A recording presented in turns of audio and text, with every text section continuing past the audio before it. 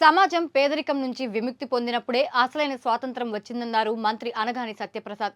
ఈ మధ్య కాలంలో యువత మత్తు పదార్థాలకు బానిసలవుతున్నారని ఆయన ఆవేదన వ్యక్తం చేశారు. యువతీ యువకులు వీటికి దూరంగా వెళ్లాలని మంత్రి పిలుపునిచ్చారు. విశాఖపట్నం పోలీస్ మార్కెట్స్ మైదానంలో జరిగిన 78వ స్వాతంత్ర దినోత్సవ వేడుకల్లో మంత్రి ముఖ్య అతిథిగా పాల్గొన్నారు. కార్యక్రమానికి హాజరైన వివిధ రంగాలకు చెందిన ప్రముఖులను ఆప్యాయంగా పలకరించారు మంత్రి అనగాని.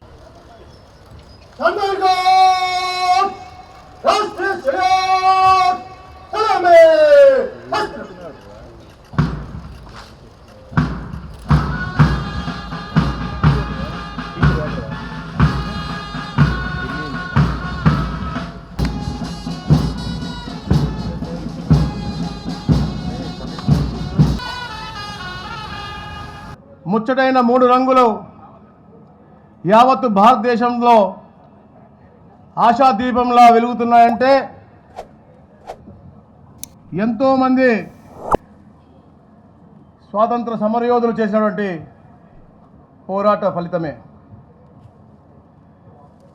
ఈ సమాజము స్వేచ్ఛను కోరుతుంది, పీడ నుండి విముక్తిని కోరుతుంది. అలాంటి బ్రిటిష్ వారి పీడన నుండి విముక్తి పొందిన రోజు ఈ యొక్క ఆగస్టు 15. ఇది స్వేచ్ఛ, స్వయం పాలన, జవాబుదారీతనం, ఆత్మగౌరవం, సుదీర్ఘమైనటువంటి పోరాటం చేశాం. బానిస సంఖ్యలను పెంచాం.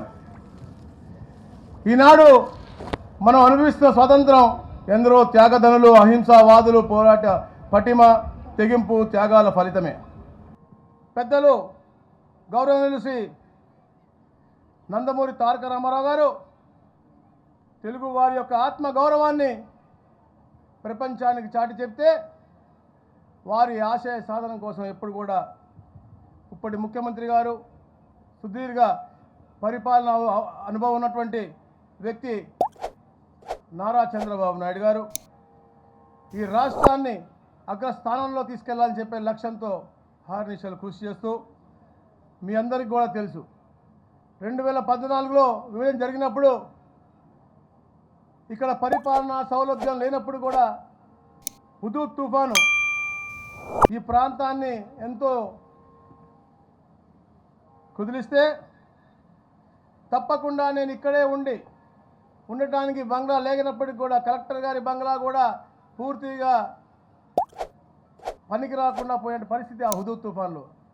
బస్సులోనే ఉండి దాదాపుగా 2 వారాలు మళ్ళా విశాఖపట్నాన్ని పునర్నిర్మించి మరి నివసించే యోగ్యత తెచ్చి అన్ని రంగాల్లో కూడా ముందుకు తీసుకెళ్ళి, అంటే విశాఖపట్నం పట్ల వారికి ఉన్నటువంటి ప్రేమ అని చెప్పేసి కూడా నేను తెలియజేస్తా ఉన్నాను.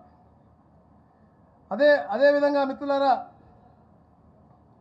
ఆదేశిక సూత్రాల్లో పేర్కొన్న విధంగా పర్యావరణ పరిరక్షణ కట్టుబడి సస్టైనబుల్ డెవలప్మెంట్కు మా ప్రభుత్వం కృషి చేస్తూ ఉంది.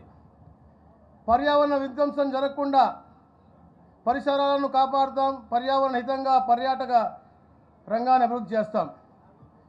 జిల్లా సర్వతోముఖాభివృద్ధికి తోడ్పడినందున గౌరవ రాష్ట్ర ముఖ్యమంత్రులకు వర్యులకు వారికి జిల్లా ప్రజానికం తరపున ప్రత్యేక ధన్యవాదాలు తెలియజేస్తా ఉన్నాను. అదేవిధంగా జిల్లా అభివృద్ధి మరియు సంక్షేమ కార్యక్రమాలను సమర్థవంతంగా అమలు చేయడంలో సహాయ సహకారం అందిస్తున్న గౌరవ పార్లమెంట్ సభ్యులకు, గౌరవ శాసన మండలి సభ్యులకు, గౌరవ శాసన సభ్యులకు, మరి ఇతర గౌరవ ప్రజాప్రతినిధులకు అందరికీ కూడా పేరు పేరున నా ధన్యవాదాలు తెలియజేస్తా ఉన్నాను. హర్నిశలు శ్రమిస్తూ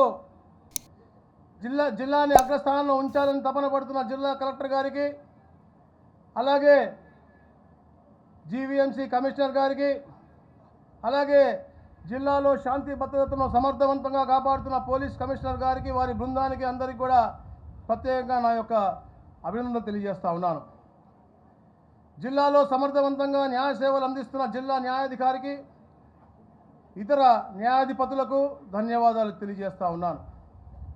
జిల్లా అభివృద్ధికి సహకారం అందిస్తున్న బ్యాంక్ అధికారులకు, స్వచ్ఛంద సంస్థలకు, ప్రజలకు, ముఖ్యంగా ప్రింట్ మరియు ఎలక్ట్రానిక్ మీడియా వారికి నా ప్రత్యేక అభినందనలు తెలియజేస్తా ఉన్నా.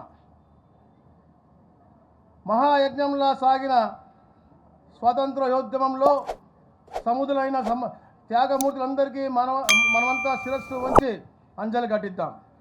ఆ త్యాగధనుల కలలు సాకారం చేయడానికి మన వంతు బాధ్యతలను అంకిత భావంతో నిర్వర్తిస్తూ రాష్ట్రాభివృద్ధికి తద్వారా దేశాభివృద్ధికి పునరంకితమవుదాం. అలాగే ఏదైతే ప్రముఖ కవి గురజాడ గారు చెప్పారో, ఒట్టి మాటలు కట్టిపెట్టి గట్టి మేలు తలపెట్టబోయ్, సొంత లాభం కొంత మానుకొని పొరుగు వానికి తోడుపడబోయ్ అనే ఒక సందేశాన్ని మనం తీసుకుని ఆచరిస్తూ విశాఖ నగరం ప్రజలందరికీ సౌకర్యవంతమైన దేశంలోని అత్యుత్తమైన మహానగరాల్లో ఒకటిగా రూపుదిద్దుదాం అని చెప్పేసి విశ్వసిస్తూ ఉన్నాము. పేదరిక నిర్మూలనకు, ప్రజా సంక్షేమానికి మీ అందరి సహకారం కోరుతూ మరొక్కసారి మీ అందరికీ కూడా 78వ స్వాతంత్ర దినోత్సవ శుభాకాంక్షలు తెలియజేస్తూ మీ అందరి దగ్గర సెలవు తీసుకుంటున్నాను. Thank you. జై హింద్.